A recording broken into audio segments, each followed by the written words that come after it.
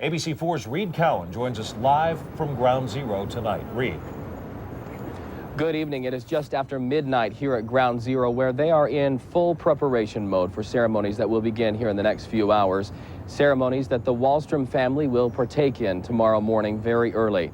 It's almost hard to believe it's been an entire year since Mary Alice Wallstrom, 78 years old, from Kaysville, and her daughter Carolyn Bugh boarded Flight 11 from Boston, and that we all saw that flight on television crash into the North Tower of the World Trade Center.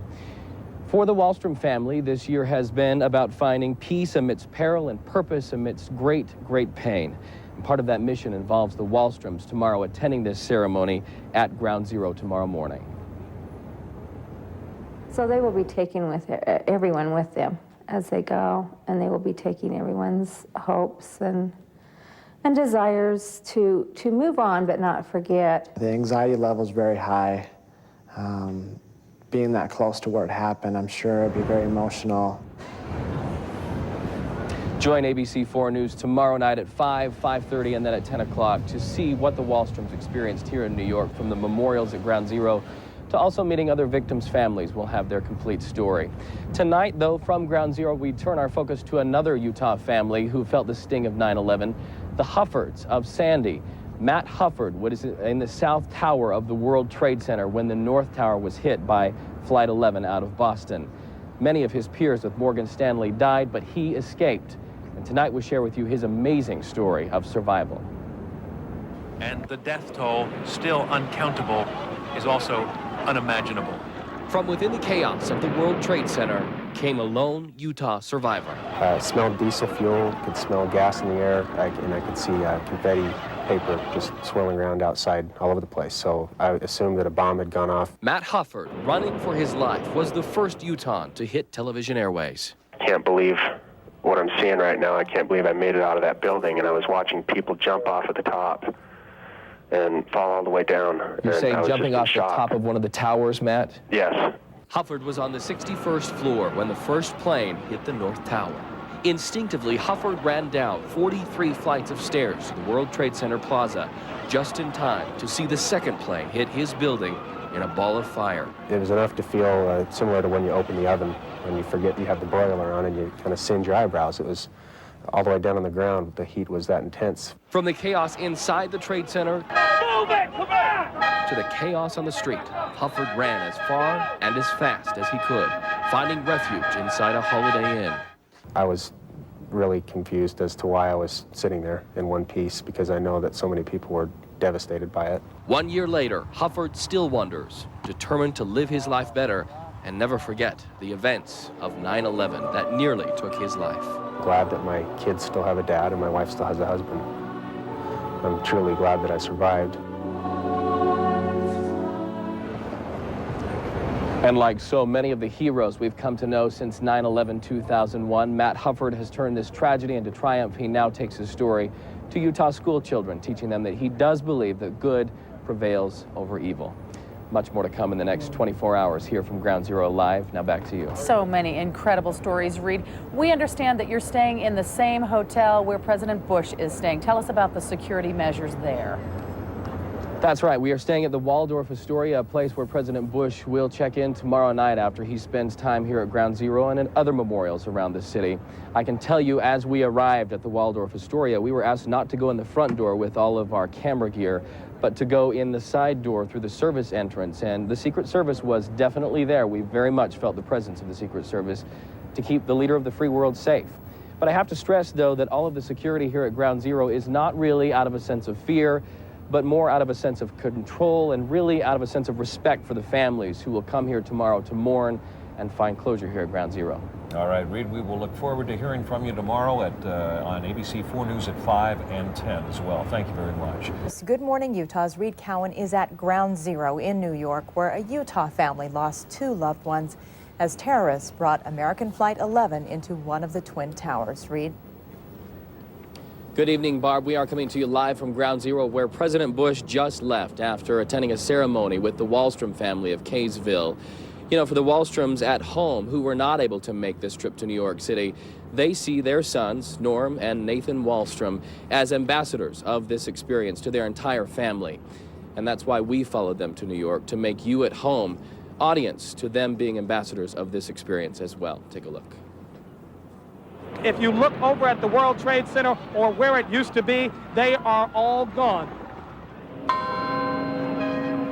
1 year measured. My grandmother hated flying. They were crying, they were wailing, you couldn't see anything outside. For the victims, every inch of this year has been a mile. She had told my father the night before she took this flight out, as we all know, that she wasn't going to fly again. For the Wallstroms, every step has been towards healing. I think about her almost every day. This moment, An unbelievable sight. a moment that changed Nathan Wallstrom forever. I knew that they were involved, and that was probably, I wasn't going to see my grandmother and my aunt again. And Nathan Wallstrom's grandmother, Mary Alice, and Aunt Carolyn were on Flight 11 when terrorists took over. Within minutes of seeing news reports, the entire family knew their loss. we knew right away that, that there was no hope. We didn't have to go through the agony that the thousands did, hoping and putting up pictures in New York. 12 months later, Nathan Wallstrom lives in the home his grandmother had planned to return to in Kaysville. Today, he lays a flower at Ground Zero in her memory, and in the memory of his aunt, an ambassador of this day to his family in Utah and to everyone in his home state. They're taking with them the whole family, basically. If there's one thing that I'm thankful for on this earth, it's the unity and strength of my family. And there is hope for each one of us, even though we are part of this tragedy, that they can, look towards their families and, hang on to the love that they have. With the pain has come great perspective. The Wallstroms determined to find closure in their return to Ground Zero, saying the years ahead will outmeasure any act of terrorism. Yeah, it happened to our family. It hit us very personal, but it's hit everyone personal. It happened to our country. I hope they leave maybe some of the faith that our family has for the future and for mankind.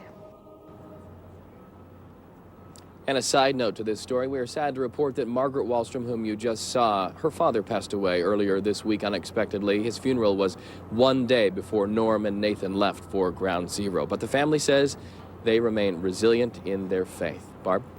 Reed, were you allowed into Ground Zero for this morning's services? We actually were. This was a ceremony for families, but families were allowed to bring friends in the ceremony. And over the past year, we have formed quite a bond with the Wallstrom family of Kaysville, and we were their special guests in this service. You can see the pin right here on my lapel. This is the pin that family members actually wore into this service. I can tell you it was a very profound experience, and you'll see more coming up tonight at 5:30 on ABC4, and then a complete wrap of our coverage tonight at 10 o'clock, live from Ground Zero. I'm Reed Cowan. Now back to you in the studio. Thank you, Reed, and we will see you again then. Let's go first to Reed Cowan at Ground Zero, where members of Utah's Wallstrom family said farewell to two lost loved ones. Reed? Good evening, Randall. President Bush probably characterized it best tonight when he said Americans tomorrow, September 12th, will see a new day. It'll be a new day for everyone all over the country. Well, it is just past the stroke of midnight here in Manhattan, and for all intents and purposes, it is September 12th here. The 11th, the year after, is now in the history books. And for the Wallstrom family of Kaysville, there is a new chapter in their lives as well. That chapter, we are told, will begin with finding just a little bit of peace here at Ground Zero.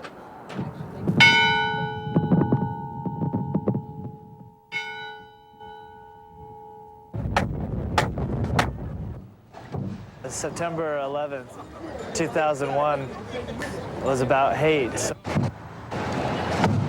September 11th, 2002 is about love. It's about coming together and remembering. Two brothers coming together to a site that could have ripped their family apart. I feel like whispering. I feel like I'm on sacred ground. Nathan and Norman Wallstrom tread hallowed ground, a return to Ground Zero. They are the first Wallstroms to come here since their grandmother and aunt died 1 year ago on Flight 11. Their first moments, shock. It's enormous. I had no idea, seeing it on television, how big it really was until walking down it. Their role today, to act as ambassadors of this experience to family back home in Utah. And another role, unexpected until their arrival, to mourn with those who mourn and to comfort those who stand in need of comfort. For once, I was able to go towards other people, other families of the victims, and put my arm around them and say, I'm sorry about what you went through. hearts cloaked in patriotism, in a place still 1 year later that is all about heroes. There's nothing we can do to consecrate this ground more than what has already been done.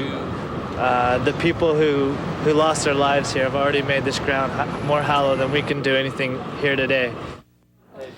And I can tell you, as we left Ground Zero with the Wallstroms this morning, Nathan Wallstrom's cell phone rang. On the other end of that line was Norman Wallstrom, who is the son of Mary Alice Wallstrom, who died here last year on September 11th.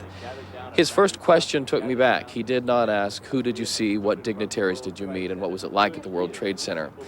The question he asked his sons was this: when you were in the World Trade Center disaster site, did you put your arms around somebody? That's very characteristic of the Wallstrom family. We've come to know them to be that kind of family, and Utah can be very proud of what they accomplished here at Ground Zero today. Back to you. Indeed we are. Reed Cowan from Ground Zero, thank you so much.